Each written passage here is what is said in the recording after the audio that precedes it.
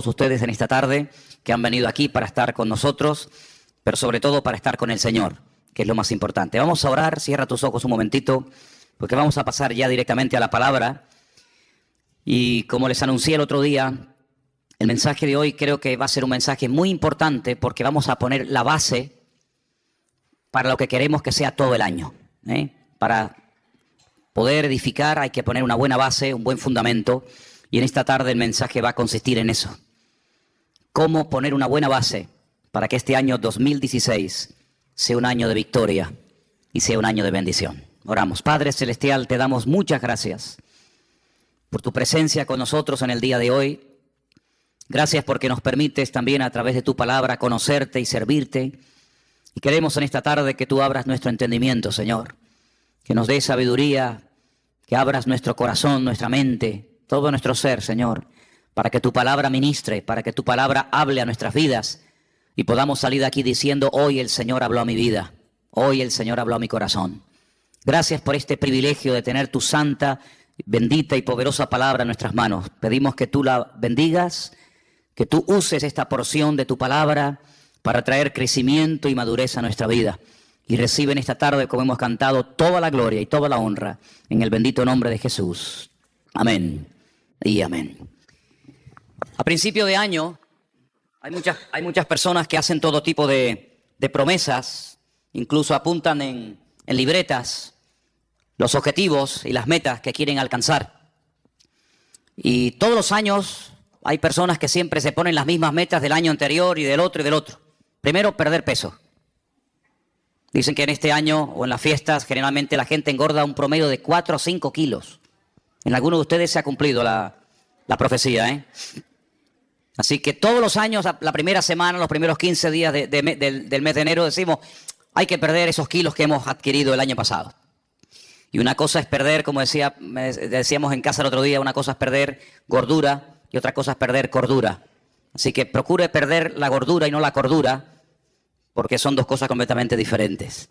Después algunos dicen: voy a proponerme leer la Biblia desde el principio. Y comienzan a leer Génesis 1, Génesis 2, Génesis 3, y cuando llega ya febrero, marzo, se le fue el espíritu de lectura, ¿verdad? Otros dicen: voy a comenzar a estudiar inglés otra vez. Y empiezan otra vez a estudiar inglés y se aprenden verbos y palabras y amplían el vocabulario. Y todo tipo de promesas y todo tipo de cuestiones, ¿verdad? Pero yo no quiero que cometamos el error que hay algunas personas que cometen, y es que para poder vivir en victoria, para poder tener un año victorioso como todos anhelamos tener, amén, hermanos, primeramente hay que derrumbar mentiras. Ese es el primer principio. Creo que lo queríamos poner ahí. Despejar toda mentira, romper toda fortaleza que queriendo o sin querer se ha arraigado a nuestra vida. La verdad, dice la palabra de Dios, que nos hará libres. Y estamos de acuerdo en ello. Amén. Pero la mentira nos esclaviza. Y hay personas que creen en mentiras creyendo que son verdades. Y por eso no viven vidas victoriosas. No viven en la libertad gloriosa de los hijos de Dios. Así que antes de proponernos una meta, antes de decir voy a hacer esto, voy a hacer aquello, lo primero que tienes que hacer seriamente es romper toda mentira que esté en tu mente, que esté en tu estilo de vida. A veces son costumbres, a veces son pensamientos, traumas, recuerdos, etcétera, etcétera. Dice la palabra de Dios en 2 de Corintios, por ahí por el capítulo 10, que aunque andamos en la carne, no militamos según la carne. Porque las armas de nuestra milicia no son carnales, son poderosas en Dios para la destrucción de fortalezas, llevando cautivo todo pensamiento a la obediencia de Cristo. Tú no vas a ser libre, nunca, jamás serás libre, a menos que primeramente eches con verdades las mentiras que están en tu mente. ¿Cómo se puede vencer la mentira? Con la verdad. Por cada mentira que logres vencer hay que plantar una verdad en tu vida. Es lo primero que tienes que hacer. Hablaremos de esas mentiras en esta tarde. En segundo lugar, edificar nuestra vida sobre verdades. Ya hemos destruido las mentiras, ya las hemos eliminado, ya las hemos derrotado con la verdad de la palabra de Dios, pero ahora la verdad tiene que ser la base, tiene que ser el fundamento sobre el que vamos a construir nuestra familia, nuestro ministerio. Todo lo que vayamos a hacer en la vida tiene que tener una base, pero una base verdadera, un fundamento firme, no arenas movedizas, para que podamos aguantar los avatares y problemas y luchas y pruebas de la vida. Y finalmente, una vez que hemos destruido y roto fortalezas de mentira, hemos puesto un buen fundamento basado en la verdad, tenemos que interiorizar y practicar esas verdades. Hay gente que sabe muchas verdades, muchísimas, pero luego no las viven, luego no las practican. Y si queremos realmente que el año 2016 sea un año victorioso, lo primero, guerra a la mentira. Vamos a hacerle guerra a la mentira con la espada de la verdad, con el poder de la verdad. La verdad dice que nos hará libres. Pues si nos hace libres la verdad, practiquemos la verdad. Derrumbemos, rompamos toda mentira, todo complejo, todo trauma, toda mala historia con la verdad. Edifiquemos sobre esas verdades y practiquemos esas verdades y entonces vamos a ver grandes resultados. Pero decir, voy a leer la Biblia entera, voy a orar más, voy a comprometerme más con la iglesia y con el Señor, voy a estudiar más la palabra del Señor, voy a apuntarme a una escuela bíblica para adquirir conocimiento, voy a hacer y voy a hacer y voy a hacer. Pero si no has roto las mentiras de tu vida, esas mentiras van a ser como esas malas hierbas que a veces ahogan la semilla y aunque la semilla se plantó en tu corazón no dio fruto, porque dice la Biblia que a veces la semilla fue ahogada por las malas hierbas. Y queremos arrancar las malas hierbas de cuajo. ¿Cuántos dicen amén? Una vez que hayamos hecho estas tres cosas, que parece muy fácil decirlo, así, muy fácil se ha dicho, pero a veces lleva toda una vida, realmente el poner en práctica estos tres principios, ahora vamos a poder enfrentarnos a cualquier mentira. ¿Por qué? Porque estamos empapados, hemos interiorizado las verdades bíblicas en nuestra vida, y automáticamente la mentira no va a encontrar lugar en nuestro pensamiento, no va a encontrar lugar en nuestras emociones. ¿Por qué? Porque estamos llenos de verdad, desde la cabeza hasta la planta de nuestros pies. La mentira no se va a poder colar en nuestros pensamientos, en nuestra forma de hablar, en nuestra forma de comportarnos. ¿Por qué? Porque estamos llenos de verdad y la verdad nos protege. La verdad es como una muralla que el Señor construye a nuestro alrededor e impide que las mentiras penetren en nuestra vida. Y nos va a resultar mucho más fácil discernir las mentiras llenos de verdades, interiorizando y practicando verdades, que si viviéramos sin practicar la verdad. La verdad no tiene que ser algo teórico, tiene que ser algo práctico todos los días de nuestra vida. ¿Cuántos dicen amén? Hay 5 grandes mentiras que, aunque parezca mentira, valga la redundancia, muchos creyentes han creído en ellas y las practican. Y cuando hablan con otros hermanos, cuando hablan con otras personas, comparten y están todos llenos de razones y cargados de buenas razones y están compartiendo mentiras y viven mentiras y planean su presente y condicionan su futuro en base a estas 5 mentiras de las cuales quiero hablar en esta tarde. Bueno, lo más seguro es que ninguno de nosotros nos encontremos identificados con las 5 grandes mentiras, pero seguro que más de uno de ustedes, con estas 5 mentiras que voy a compartir, con alguna te vas a ver tremendamente reflejado. ¿Estás dispuesto a exponerte a que esta tarde el Señor meta el dedo en la llaga y te diga, estás creyendo una mentira y por eso así te va y por eso no ves más la gloria del Señor en tu vida? ¿Estás dispuesto? La verdad nos compromete. La verdad es como un espejo que ponen delante de nosotros y cuando nos ponemos delante de un espejo, si te ves mal, no le eches la culpa al espejo. Si te ves gordo, si te ves feo, si te ves como te veas, no te enfades con el espejo. El espejo proyecta, el espejo refleja lo que ponen delante. Y por eso quiero hablar en esta tarde acerca de estas 5 mentiras. La primera mentira es, no me caso, no nos podemos casar todavía porque no tenemos dinero. Ustedes dirán, qué tontería. ¿Seguro? ¿Saben la cantidad de parejas?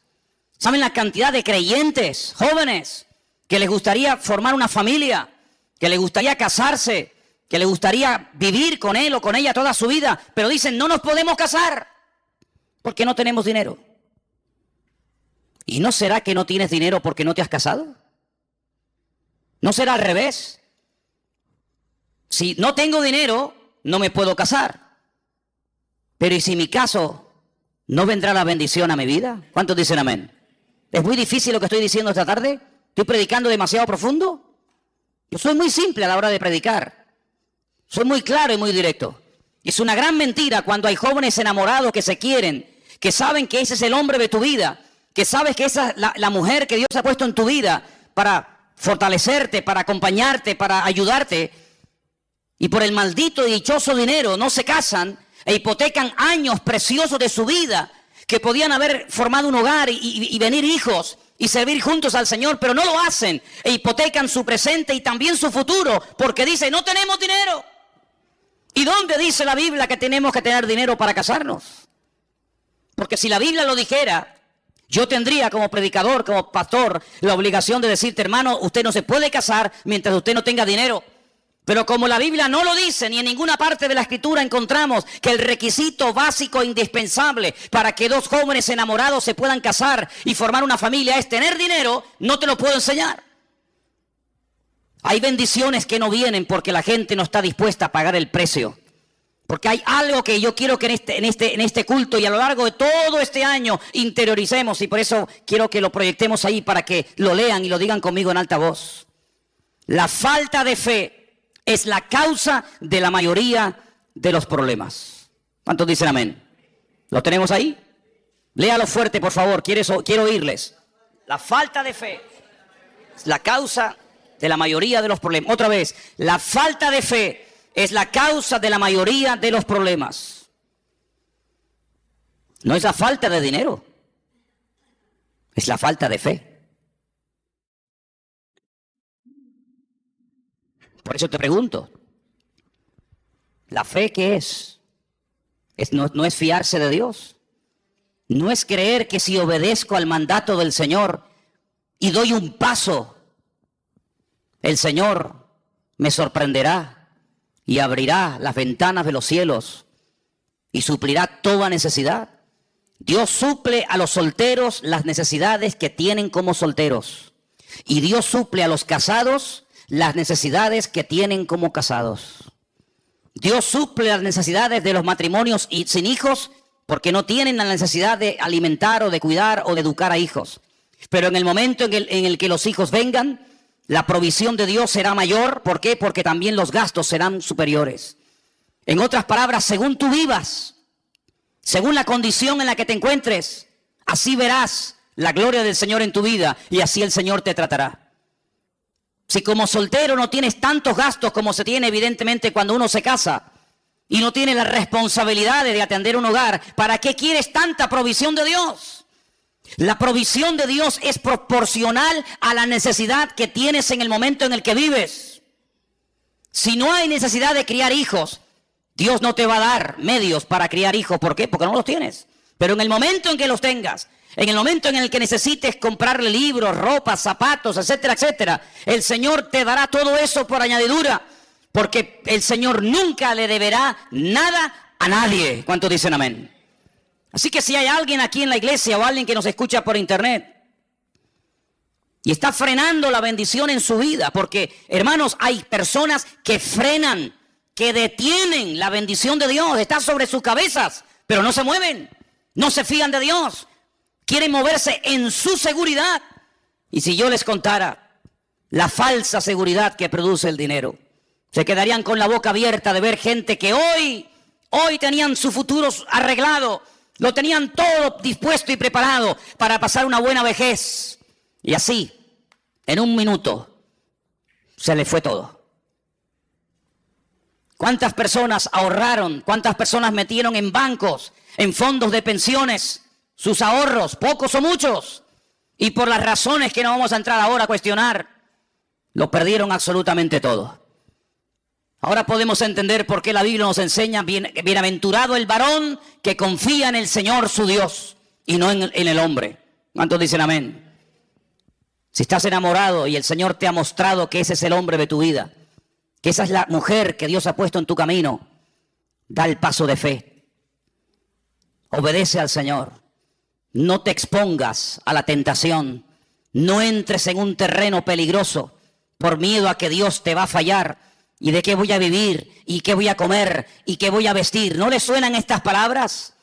¿No le suenan estas palabras? Me llama la atención que hace 2000 años atrás, Nuestro amado y querido Señor Jesucristo dijo, los gentiles, la gente que no me tienen a mí, la gente que no me conoce a mí, la gente que no cree en mis promesas, están todo el día dándole vueltas a la cabeza que voy a comer y que voy a ponerme de ropa y dónde voy a ir y cómo voy a pagar esto. Así hablan los gentiles.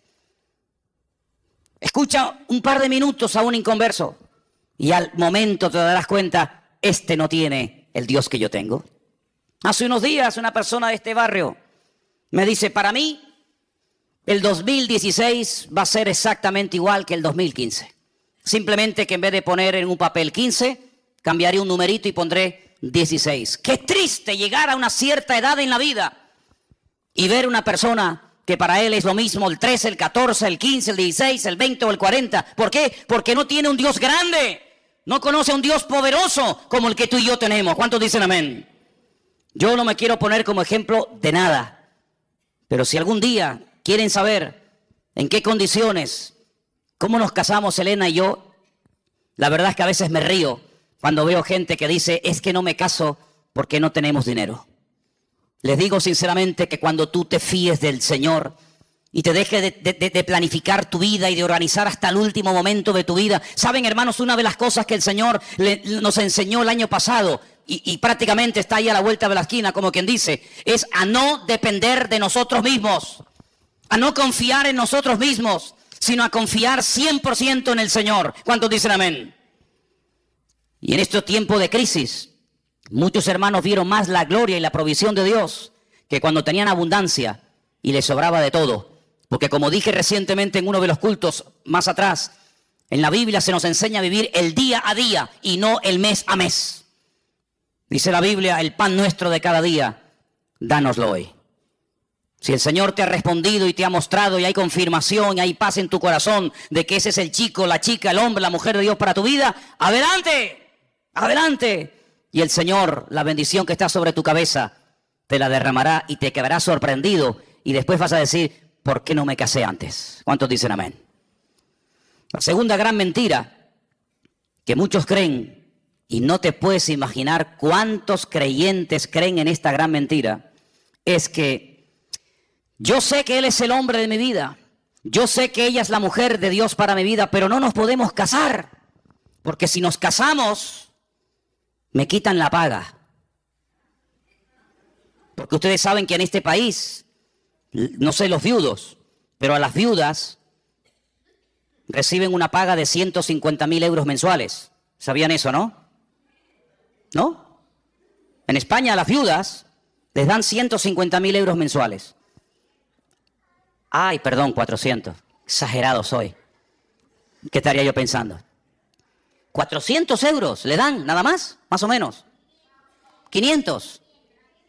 Pero hermanos, 500 euros es un billete, ¿sí o no? ¿Los han visto alguna vez? Algo dice, no. Bueno, existen, hermano, existen. Son rosaditos, pero hay poco. No están mucho en las iglesias. Suelen estar por Suiza, paraísos fiscales, de banco en banco, de casino en casino. No les gustan mucho los cultos, no frecuentan mucho los cultos. Las moneditas sí. Hola, ¿qué tal? Vengo del culto. Esta mañana estuve en la iglesia bautista. ¿Dónde vas? A la iglesia de Manolo. Eso sí, eso se van. Son muy espirituales las monedas. Los de 500 son carnales. No les gusta pisar una iglesia. No les gusta nada del Señor. No sé por qué será. Pero existen. Hermanos, ¿sabe qué? A veces somos muy propensos a cuestionar y a criticar a ciertos y determinados personajes de la Biblia por lo que hicieron o por lo que dijeron. Decimos, pero Pedro, ¿cómo pudiste negar del Señor? Dudar del Señor y ahogarte cuando estabas caminando por encima de las aguas y viste al Señor a tu lado? ¿Cómo pudiste dudar? Hermano, ¿y nosotros? ¿Y nosotros? ¿Y cómo pudo Moisés bajar de la montaña después de haber estado 40 días de ayuno y oración y tirar por el suelo la obra de Dios, las tablas de los 10 mandamientos en un momento de enfado? ¿Cómo pudo hacer aquello? Ay, hermano, ¿y usted? ¿Y yo? No hemos perdido nunca los nervios ni nos hemos enfadado. Todos los hemos hecho perfectos. ¿Y cómo pudo fulanito? ¿Y cómo pudo David? ¿Y cómo pudo menganito hacer tal y aquello? Ay, hermano. ¿Y cómo es posible que un cristiano que lleve toda la vida en la iglesia sea capaz de vivir años y años en adulterio? acostándose cada semana y cada día con su marido, con su esposa, y no queriendo poner su vida en orden por una paga de 400 euros. ¿Así valoras a Dios? ¿Eso es lo que vale tu testimonio? ¿Eso es lo que vale la santidad? ¿400 euros, 500, 600, 1000, 1.000.000? ¿Eso es lo que vale tu santidad? Qué bonito es venir a la iglesia y hacer lo que me da la gana, ¿verdad? Qué bonito es decir, no, yo organizo mi vida, mi tiempo, mis pagas, mi tiempo libre, mi mujer, mi marido, mi esto y aquello, pero después voy al culto y el Dios me tiene que hablar, me tiene que bendecir, me tiene que ayudar, me tiene que dar trabajo, tiene que proveerme esto y aquello. Pero hermano, las condiciones no las pone usted, las condiciones las pone el Señor. ¿Cuántos dicen amén? Y sin santidad, mi Biblia dice, y la suya también, sin santidad nadie verá al Señor. Pues lamentablemente tengo que decir que he conocido y conozco creyentes que no se casan ni ponen su vida en orden porque el Estado les quita la paga. Y hermanos queridos, ¿y no creen ustedes que a lo mejor si se pusieran en orden delante del Señor, el Señor le daría mucho más que esa paga del hombre? Y verían cómo el Señor es fiel y cómo el Señor bendice a la persona obediente y que se fía de Dios. ¿Cuántos lo creen conmigo? Gloria a Dios. Otra gran mentira, no nos casamos porque no tenemos dinero, no nos casamos porque nos quitan la paga. ¿Quiere más? No tenemos hijos, no podemos de momento tener hijos porque la vida está muy difícil. Y algunos cuando quieren tenerlos no les vienen. Hicieron todo lo humanamente posible para evitar que vinieran. Y algunas parejas, no muchas, pero conozco algunas que cuando quisieron que vinieran, no venían. Y veían a otras parejas cómo tenían hijos, pero ellos no. Y ya no hacían nada para evitar el tenerlos, pero ya no venían, ¿verdad? Como si nosotros pudiéramos negociar la vida o la muerte, el sí o el no, el estar o no estar, deseosos de ser padres por una situación económica. Ya sé que la vida que vivieron nuestros padres, nuestros abuelos y nuestros antepasados no tiene nada que ver con la vida, con las exigencias de un joven, de un niño, de una pareja hoy en día. Ya sé todo eso, ya lo sé. Ya sé que antiguamente se tenían un montón de hijos y no se pensaba si estudiaban o si no estudiaban esto o aquello. Pero no nos habremos complicado la vida nosotros los creyentes y cuestionamos o dudamos de la provisión de Dios con la excusa de que como estamos pasando tiempos difíciles y tiempos de excusa, lo que tenemos que hacer es sacrificarnos y no tener hijos, cuando la Biblia dice que la bendición de Dios para un matrimonio son los hijos. La herencia del Señor son los hijos. ¿Por qué no quieres la herencia de Dios? ¿Por qué no quieres tener la herencia del Señor?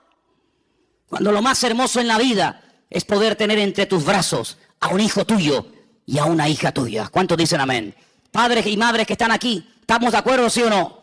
Lo más hermoso del mundo es tener un hijo y tener una hija. Lo más hermoso. No hay gozo, no hay alegría más grande en la vida que tener a un pequeñín corriendo por tu casa. Hermano, perdonen la expresión, pero hasta cuando hace caquita, hasta te alegra porque la caquita de tu hijo es la más especial de la tierra. Es increíble. Y se la enseñamos, mira cómo la hace, mira cómo es. Y el otro dice, hermana, por favor. No, pero es hermosa, hermana.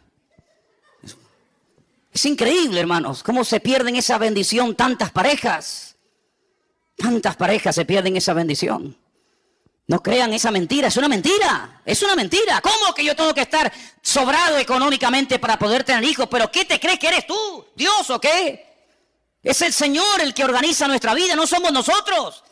Pero vivimos en un contexto, en un sistema que nos ha engañado y nos ha cegado, creyendo que nosotros hasta podemos organizar nuestra vida. Cuando la Biblia dice, no vivo yo, mas vive Cristo en mí. Y te vuelvo a repetir, en el momento en el que vengan los hijos y vengan más necesidades, evidentemente, también vendrán más bendiciones de parte del Señor. Si tienes 3 hijos, Dios te proveerá para 3 hijos. Si tienes 10, Dios te proveerá para 10. Y si tienes 500, que lo dudo, pues para 500 el Señor te suplirá. No tienes que tener ningún temor. ¿Cuántos dicen amén? No tengan ningún temor. Es más, tener hijos cuando te sobra, lo hace cualquiera. No tienes que ser ni creyente. Si tienes 1.000.000 de euros en el banco y ganas un sueldazo tú todos los meses y tu mujer otro tanto, bueno, sí. ¿Y no será que después quieres viajar y conocer mundo y ir por aquí, ir por allá, y los hijos son un estorbo y ya nos van a frenar y nos van a cortar la libertad? Entonces, ¿qué quedamos? No tenemos hijos porque no tenemos dinero. Y cuando tenemos mucho dinero queremos pegarnos la gran vida y de momento vamos a disfrutar. Y a veces he escuchado esa barbaridad de decir, no, vamos primeramente a disfrutar y después que vengan los hijos. Y los hijos escuchando. Es como cuando una madre me dice, nosotros no queríamos que vinieran más hijos, pero bueno, vino esta. Y recuerdo una vez que una niña se quedó mirando a su mamá y le dijo, esto es verdad, ¿eh? Mamá, ¿tú no querías que yo viniera? No, calla, hija, que tú no son conversaciones de adultos. Sí, entienden. Claro que, ¿cómo no van a entender? ¿Son tontos o qué? Entienden más que lo que tú te crees. Amados, no creamos las mentiras del mundo. Si quieres ver más las bendiciones de Dios en tu vida, arriésgate, porque el Señor no le debe nada a nadie. Y la causa de todos los males, y la causa por la cual muchos no prosperan, y la causa por la cual muchos nunca les llega, aunque ganen millones, es porque la falta de fe es el padre de todos los problemas que vienen a nuestra vida. Cuarta mentira. No puedo dar ofrendas, ni diezmos, ni colaborar con la obra, aunque me gustaría mucho hacerlo, porque no gano lo suficiente. Y algunos se lo creen. Dice, no puedo dar una ofrenda especial, no puedo ir al campamento, pero me gustaría pagarle a 4 o 5 jóvenes o hermanos para que vayan, o me gustaría mandar una ofrenda para comprar Biblias, o me gustaría ayudar más a la obra de Dios, pero no puedo porque gano poco dinero. Y algunos se lo creen y se llaman cristianos y llevan toda la vida en la iglesia. Y así como organizan su vientre, organizan su tiempo y organizan su dinero y organizan todo. Y son como mini dioses, dioses en miniatura. Organizo mi tiempo, organizo mi vida, organizo mi vientre, organizo todo lo que hago y todo lo que digo. Dice la palabra de Dios, y quiero llevarles a un pasaje que gracias al Señor están todas las Biblias nuestras en esta tarde, y está en el último libro del Antiguo Testamento, en el libro del famoso profeta Malaquías. En el libro del profeta Malaquías, en el capítulo 3, dice en el verso 6, Malaquías 3:6. ¿Lo tienen, hermanos? Lo vamos a poner ahí en la pantalla para que lo podáis leer si queréis. Porque yo, el Señor, no cambio. Nosotros sí. Hace unos días estábamos buscando fotografías y nos quedamos sorprendidos cómo hemos cambiado todos, ¿eh? Cómo hemos cambiado. Algún día pondremos esas fotografías en la iglesia para que se den cuenta de lo que estoy diciendo. Pero dice la Biblia, yo no cambio, dice el Señor. Por esto, hijos de Jacob, no habéis sido consumidos. Desde los días de vuestros padres os habéis apartado de mis leyes y no las guardasteis. Volveos a mí y yo me volveré a vosotros. ¿Cómo habla el Señor? ¿Con qué compasión? ¿Con qué amor? Así dice el Señor de los ejércitos. Mas dijisteis, ¿en qué hemos de volvernos? Estaban tan ciegos que el Señor les decía, vuélvanse, vengan a mí otra vez. Y ellos decían, pero ¿en qué tenemos que volvernos? ¡Qué ceguera espiritual, Dios mío! Versículo 8. ¿Robará el hombre a Dios? Qué pregunta tan extraña, ¿no? ¿Robará el hombre a Dios? Vosotros me habéis robado. Y dijisteis, ¿en qué te hemos robado? Y el Señor les responde a través del profeta Malaquías, en vuestros diezmos y ofrendas. Así se le roba a Dios. No es que voy a coger una ametralladora y me voy a ir a la puerta de la Nueva Jerusalén y voy a pegarle un portazo a la puerta y voy a llevarme el trono de Dios, o voy a llevarme un ángel así agarrado por las alas, o voy a llevarme yo que sé. No, no es eso. Es más sencillo que eso. No hay que ser tan espiritualoide, sino el Señor dice, ustedes, toda la nación, a mí me han robado. Y la nación dice, pero robar a Dios, pero ¿cómo se le puede robar a Dios? Dice, pues ustedes me habéis robado cuando no me habéis traído ni vuestros diezmos ni ofrendas. Y dice versículo 9, malditos sois con maldición, vosotros, la nación toda, me habéis robado. Madre mía, esto es impresionante, esto es tremendo. Traed los diezmos al alfolí, todos los diezmos al alfolí, y hay alimento en mi casa. Y probadme ahora en esto, dice el Señor de los ejércitos. Si no, abriré las ventanas de los cielos, derramaré sobre vosotros bendición hasta que sobreabunde. ¿Quién dice esto? El Señor lo está diciendo a través de su bendita palabra. Y dice algo más en el verso 11 que a veces parece como que no es importante, pero es muy importante. Dice, reprenderé, aparte de lo que ya ha dicho en el versículo 10, añade, reprenderé también por vosotros al devorador. Mi pregunta es, ¿quién es este devorador? ¿Quién es este? ¿Quién es el devorador? Satanás, el diablo, el que devora, el que viene a matar, a hurtar, a destruir. Llámalo calumniador, Satanás, padre de mentira, devorador. Tiene más de 27 títulos o nombres en la Biblia para que sepamos cómo se mueve, cómo actúa, cuál es su naturaleza. Uno de ellos, el devorador, el que lo traga, el que lo consume todo. Lo reprenderé.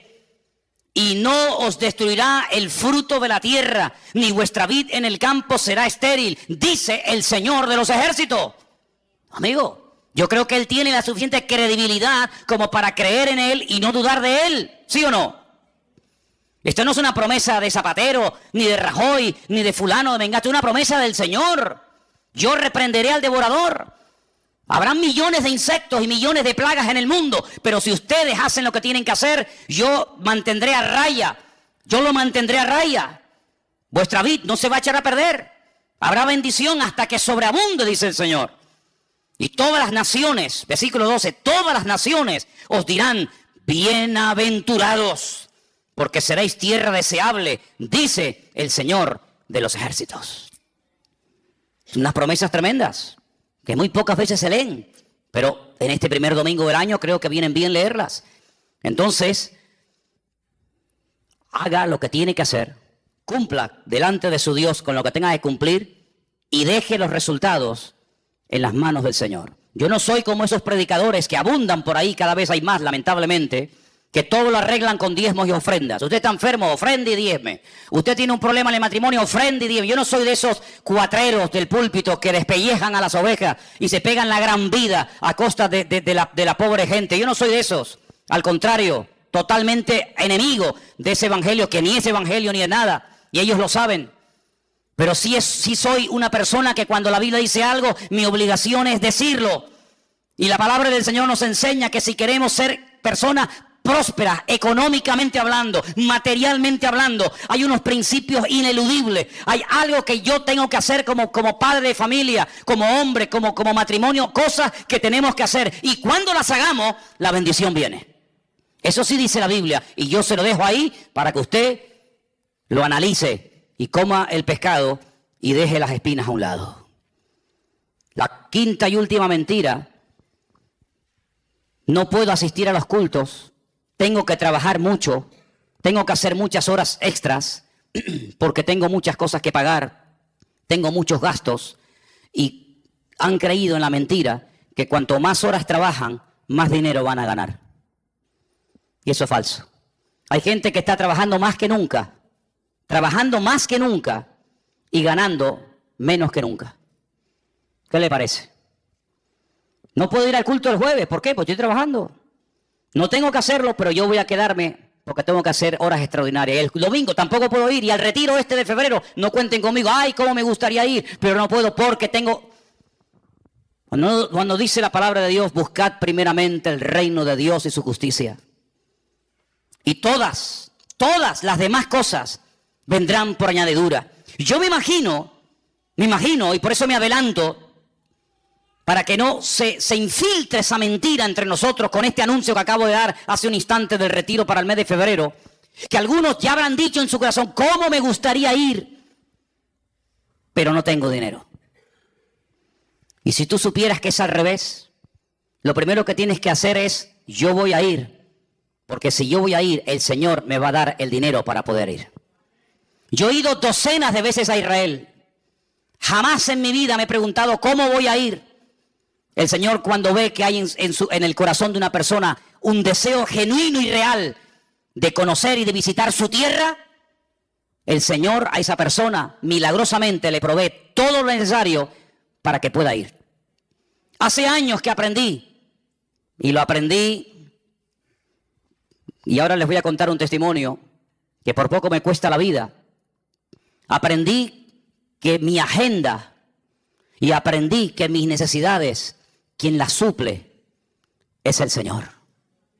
En el año 90, fíjate lo que ha llovido, algunos de ustedes ni habían nacido. En el año 90, en enero del 90, Yo me encontraba en lo alto de una montaña en Galicia orando.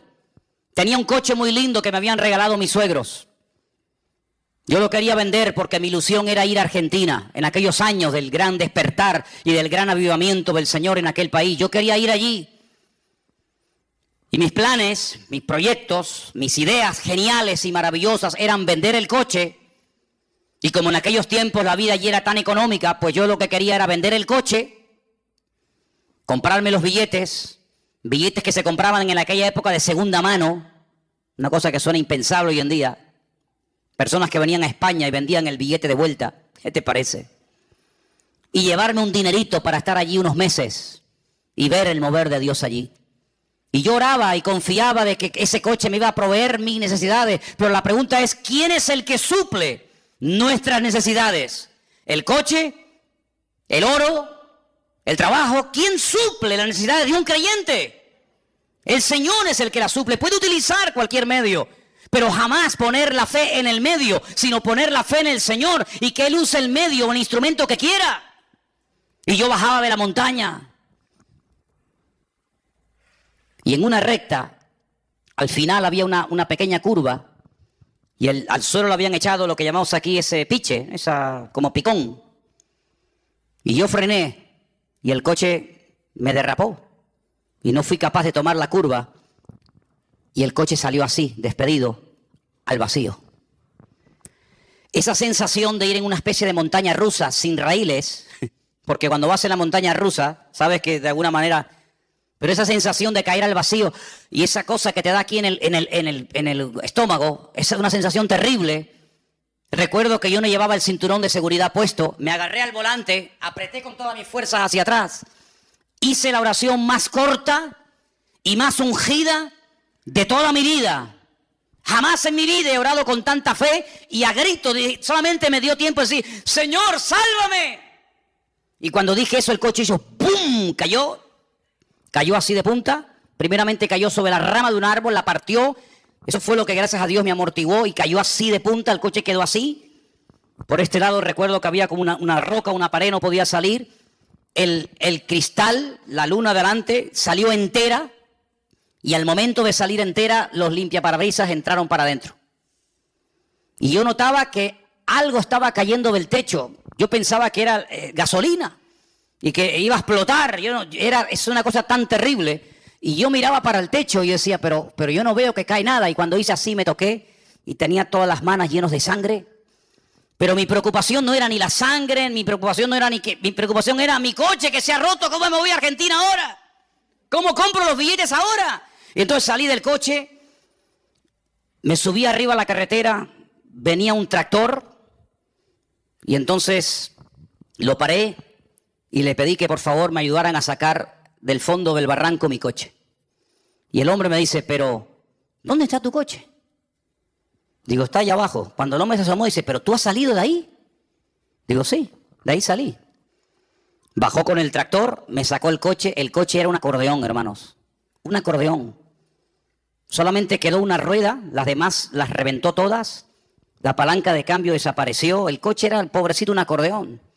Me fui a una casa por ahí por el campo. Le pedí a una señora que me dejara entrar en casa para lavarme, para que cuando llegara a casa Elena no me viera todo lleno de sangre, todo sucio. Y entonces me dejó pasar al baño. La mujer, sí, pasa. Y estando allí, lavándome la cara, se me fue el conocimiento. Volví otra vez y perdí el coche. Yo entré en una crisis de fe, una crisis de no sé de qué. ¿Y ahora cómo me voy, Señor? ¿Y ahora cómo? Ya me había despedido de la iglesia, ya habíamos entregado a la iglesia a otro pastor, que después la pastoreó 10 años más después de nosotros. Hermanos, comenzamos a visitar iglesias para despedirnos y cada vez que íbamos a una iglesia nos daban ofrendas. Y cuando llegábamos a casa, comenzábamos a ver las ofrendas que los hermanos nos daban y fue algo tan impresionante, hermanos. Pudimos ir a Argentina, pudimos estar un tiempo allí. El Señor, el tiempo que estuvimos allí, viviendo totalmente por fe, nos permitió recorrer el país de punta a punta. El Señor suplió todas nuestras necesidades de una forma milagrosa. Fuimos con billete de ida y no con billete de vuelta. Pero cuando teníamos que volver, una iglesia puso unas cajas de cartón así, la iglesia Santuario de Fe en la ciudad de Rosario, en Argentina, Pastor Norberto Carlini, y puso unas cajas y dijo, hermanos, Manolo y Elena han sido una bendición para nosotros este tiempo que han estado aquí, vamos a bendecirlo. Ellos han sentido volver a su tierra y la gente comenzaba a pasar y llenaban cajas de billetes. Y pudimos comprar los billetes de vuelta. Y por si esto fuera poco, años más tarde, mi hija se enamora de un argentino. Y esa fue la guinda que coronó el pastel, ¿no? De la misma ciudad donde vivimos nosotros. Amados, si no estamos dispuestos a pagar un precio, seremos toda la vida cristianos mediocres. Iglesias de barrio, pobrecitas, que no tienen una visión mucho más allá que simplemente pagar la luz y el agua y sobrevivir mensualmente. Hermanos, tenemos que ampliar nuestra visión. Tenemos que creer que nuestro Dios es un Dios grande, que no lo limita nada ni nadie, pero sí nosotros podemos llegar a limitar a nuestro Dios con nuestra forma de hablar, creyendo en estas 5 mentiras, que simplemente he mencionado 5, podría mencionar otras más. Pero tenemos en este año que activar nuestra fe de tal manera que podamos ir mucho más allá de lo que, gloria al Señor, hasta el día de hoy hemos podido llegar, porque nuestro Dios es el Dios todopoderoso. ¿Cuántos dicen amén? Y por eso he reservado para el final 2 versículos que los leí en estos días y son realmente impresionantes. Quiero llevarles un momentito al libro de Deuteronomio, el capítulo 7 y el capítulo 8.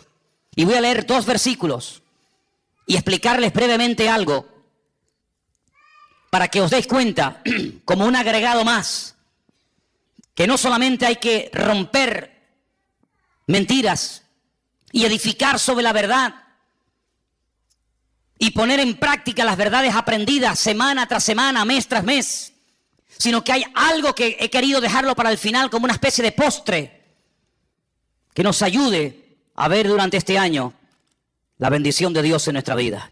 Deuteronomio capítulo 7 se leyó desde el 12 en adelante, pero el versículo 12, Deuteronomio 12, yo lo voy a leer en otra versión.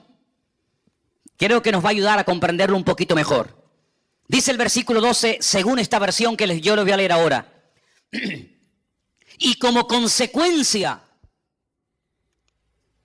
de haber escuchado estos mandamientos y de haberlos guardado y de haberlos llevado a cabo, el Eterno tu Dios guardará para ti el pacto y la bondad que Él juró a tus antepasados. Fíjate, como consecuencia de, no como algo automático, no como algo que se produce instantáneamente, sin ningún tipo de esfuerzo por mi parte, sino como consecuencia de haber puesto en práctica los mandamientos del Señor. Como consecuencia de haber interiorizado y de haber vivido y de estar viviendo en la verdad, la consecuencia directa de eso es que el Señor cumplirá con su pacto. Pacto que ya había dado a nuestros padres en el pasado.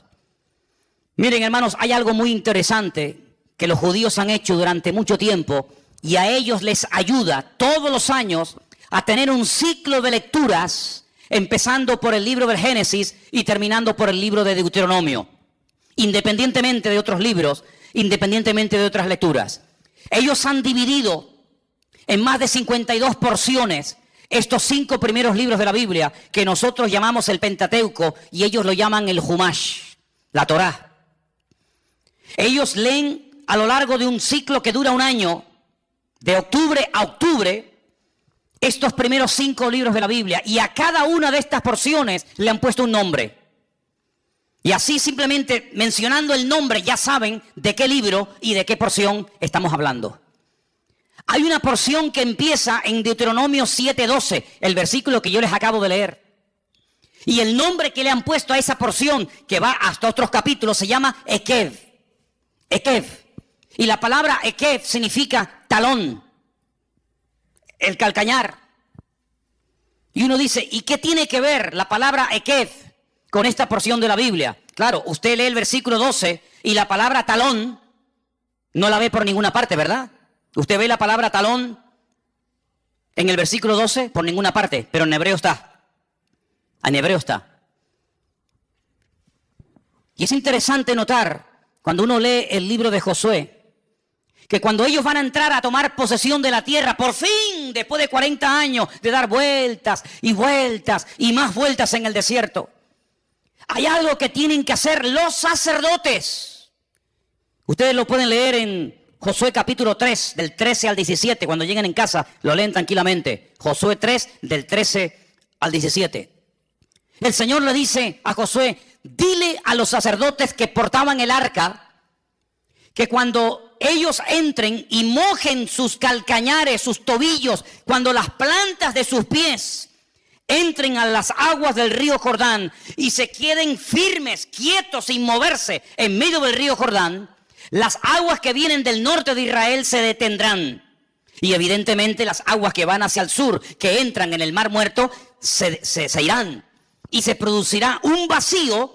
Y entonces aprovechen para penetrar y cruzar el río Jordán y tomar posesión de la tierra prometida y conquistar la tierra de Jericó.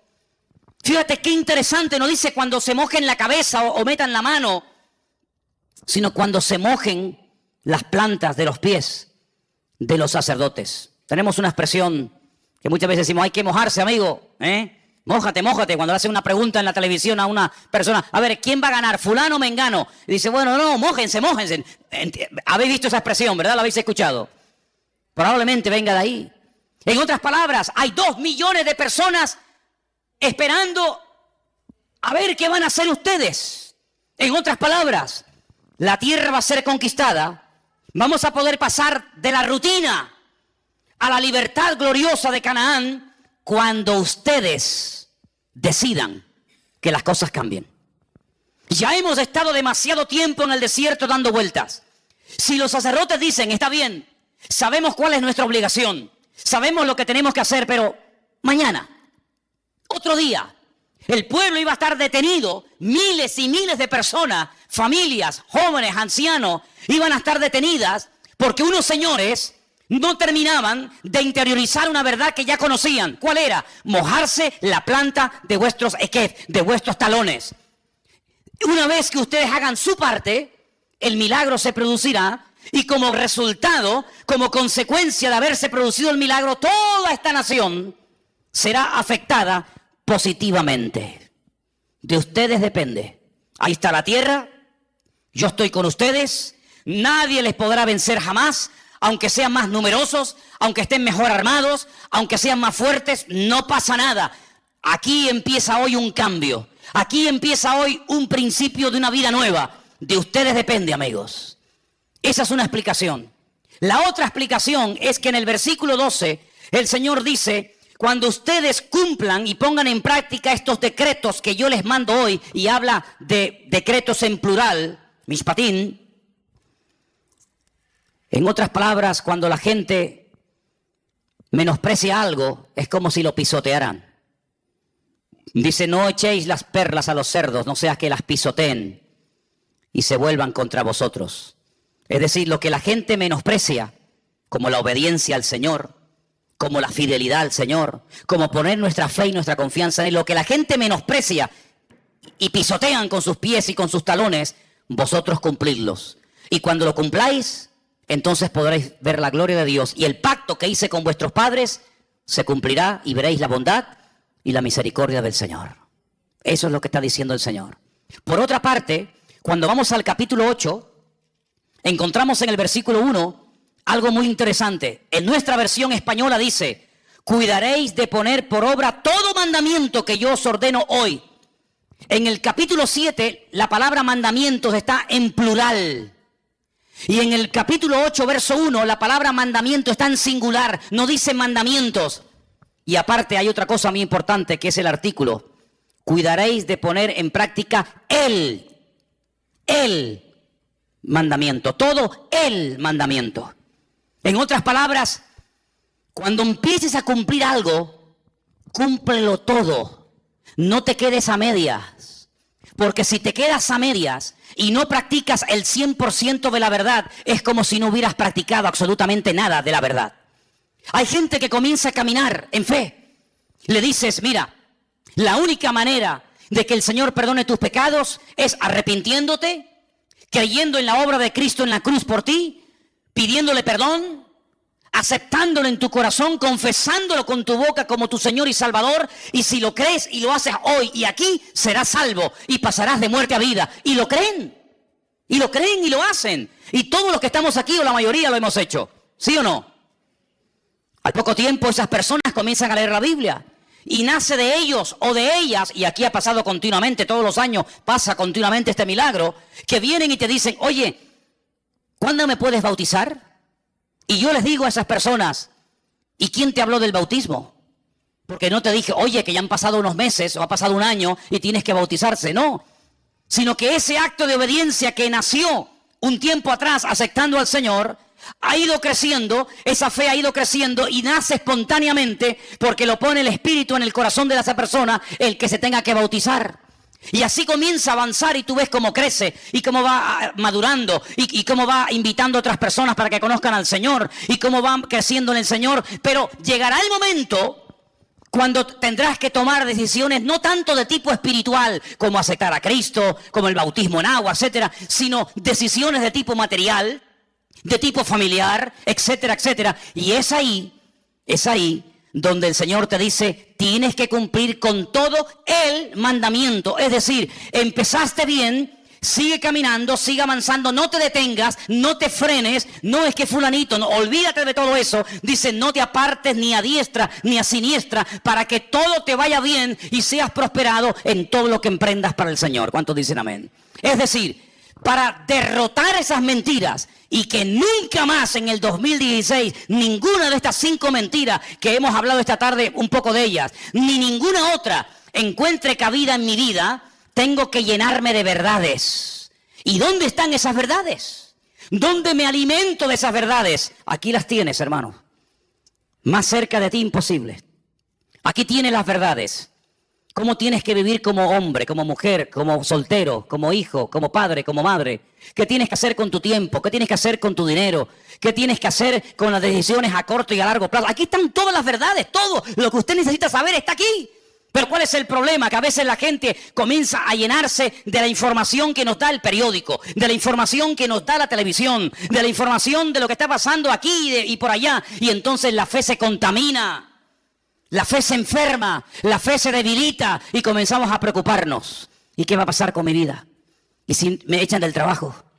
¿Y si ahora resulta que no me dan los papeles que tanto he luchado por tener? ¿Y si ahora no me dan la ciudadanía? ¿Y si ahora resulta que sube el petróleo? ¿Y si ahora resulta que los árabes vienen a Europa y nos matan a todos? ¿Y si ahora resulta que Israel no sé qué? ¿Y si ahora resulta que los rusos? Y comenzamos a volvernos locos. Cuando yo lo que les digo a la gente, hermanos, nuestra fuente de información no es el mundo, no es Telecinco, no es Antena 3, nuestra fuente de información correcta y verídica y las verdades que nos van a cambiar la vida están aquí en su bendita palabra. ¿Cuántos dicen amén? El Señor dijo, escudriñad las Escrituras, léanlas, memorícenlas, enséñenselas a los niños, que las aprendan desde pequeñitos, para que cuando sean grandes y sean bombardeados a través de la televisión, de la radio, de la prensa, en los colegios, en las universidades, estén firmes sin titubear. ¿Por qué? Porque la verdad trae firmeza, porque la verdad trae, hermanos, calma a nuestro espíritu, la verdad nos hace libres y nos hace felices en la vida. ¿Cuántos dicen amén?